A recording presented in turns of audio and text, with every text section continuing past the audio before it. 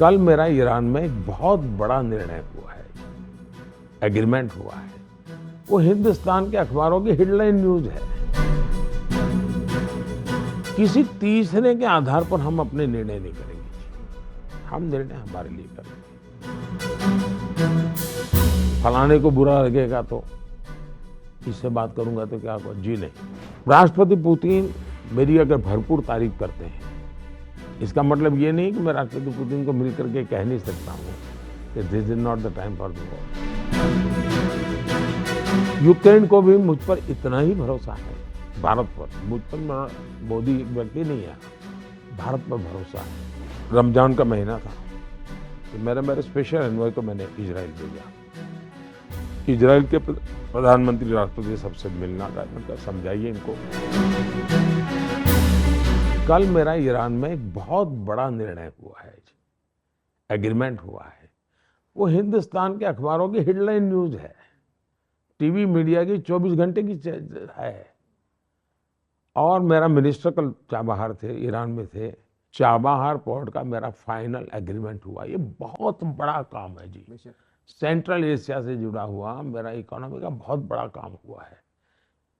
लेकिन अब पता नहीं यहाँ अब फर्स्ट हेड टेबल क्या होता है जी? सारी लड़ाइयों के बीच में मेरा चाबहार का एग्रीमेंट हो जाता है। तो मेरी पहली वस्तु ये। दूसरा, किसी तीसरे के आधार पर हम अपने निर्णय नहीं करेंगे जी। हम निर्णय हमारे लिए करेंगे।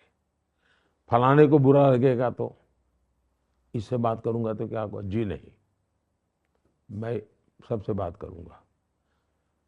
राष्ट्रपति पुतिन मेरी अगर भरपूर तारीफ करते हैं, इसका मतलब ये नहीं कि मैं राष्ट्रपति पुतिन को मिलकर के कह नहीं सकता हूं कि this is not the time for the war. तो वो भी मुझे सम्मान करेंगे। भाई कम से कम एक ऐसा मित्र है जो मुझे साफ बताता है कि ये सही है, गलत है। यूक्रेन को भी मुझ पर इतना ही भरोसा है, भारत पर। मुझ पर मोदी एक व्यक्ति नहीं है, भारत पर भरोसा है कि भाई कुछ तो भी ये सही बता। और आज तक हमने सही किया जी। मैंने अभी गाजा में, रमजान का महीना था तो मेरे स्पेशल एनवॉय को मैंने इजराइल भेजा। इजराइल के प्रधानमंत्री राष्ट्रपति सबसे मिलना का, मैंने कहा समझाइए इनको कि कम से कम रमजान में गाजा में बम्बार्डिंग यानी हमले न करें। और उन्होंने पालन करने का भरपूर प्रयास किया। आखिर में 2-3 दिन लड़ाई हो गई, लेकिन मैंने स्पेशल एनवॉय भेजा था। यहाँ तो आप मुझे मुसलमानों के लिए करके घेर लेते हैं, लेकिन मोदी गाजा में रमजान के महीने में अब मैं इसकी पब्लिसिटी नहीं करता हूँ क्योंकि कईयों ने प्रयास किया होगा, परिणाम सही मिला। लेकिन मैंने भी प्रयास किया, देश भारत ने भी किया। तो इवन मेरा आज भी पैलेस्टाइन के साथ उतना ही निकट नाता है जितना मैं इजराइल गया।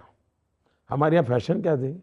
इजराइल जाओ, पैलेस्टाइन जाओ, सेकुलरिज्म करके वापस आओ, मगर नथिंग टू डू। मैं इजराइल जाऊंगा, वापस आऊंगा, मुझे ढोंग करने की जरूरत नहीं है। इजराइल गया मैं पैलेस्टाइन जाऊंगा तो स्टैंड अलोन मेरी विजिट होगी। पैलेस्टाइन भी गया। मजा देखिए, जब मैं पैलेस्टाइन गया तो मुझे यहाँ से विषय आ गया, हेलीकॉप्टर ले जाएंगे वहाँ, ये ले जाएंगे। तो जॉर्डन के राष्ट्रपति जी को पता चला कि मैं जॉर्डन से होकर के जाने वाला पैलेस्टाइन। अब वो मोहम्मद साहब के सीधे वारिस है। जॉर्डन के जो प्राइम मिनिस्टर हैं वो उनके सीधे वारिस है, मोहम्मद साहब के, उन्हीं के संतान है। उन्होंने कहा मोदी जी आप ऐसे नहीं जा सकते, आप मेरे गेस्ट है, मेरे ही हेलीकॉप्टर में आप जाएंगे, मेरे घर खाना खा के जाएंगे। मैं उनके घर गया, खाना वाना खाया, बैठे हम उनके हेलीकॉप्टर। लेकिन हेलीकॉप्टर जॉर्डन का, डेस्टिनेशन पैलेस्टाइन, और मुझे एस्कॉर्ट कर रहे थे इजराइल के फ्लाइट। देखिए आप अगर दुनिया में, और तीनों की दुनिया अलग, लेकिन मोदी के लिए आसमान में सब साथ। मैं मानता हूं ये सब तब होता है जब आपके इरादे नेक हो, आपके प्रति विश्वास हो, और चोरी छुपी नहीं। अमेरिका को मैं कह करके बताता है ना, मुझे पूछ करके नहीं करना होता है।